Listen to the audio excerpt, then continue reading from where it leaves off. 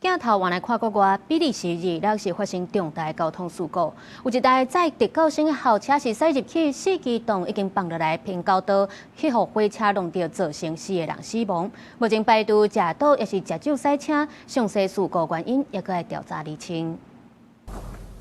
一台白色校車去火車弄甲嚴重變形，調查了已經拖入去現場。比利時檢方表示，若照目前的證據看來，意外應該唔是食酒，而是食毒駛車所造成的。The train driver tested negative for alcohol and drugs.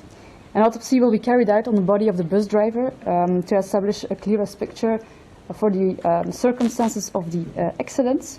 這件火車弄校車的事故發生在比利時北部布根豪特，當地時間26透早8點過。校車車頂載7個特殊教育學生、1個隨行人員、1個司機。事故造成49歲司機、27歲隨行人員，甲2個學生有4個死亡，5個人受傷。火車頂大約100名旅客疏散，無人傷亡。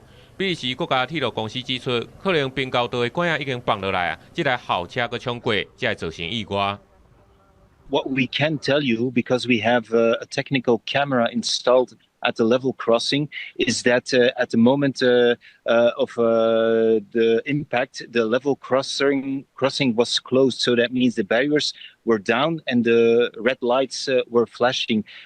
So we are trying to understand why the minivan was still going ahead. First of all, I would like to express my condolences to everyone involved in this tragic accident.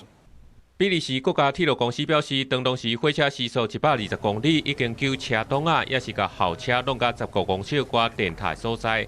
其中敢有牽涉到人為疏失，檢方已經開始調查。比利時首相德威福、歐盟執委會主席馮德萊恩攏對這件意外表示哀悼。公司新聞警員慶編譯。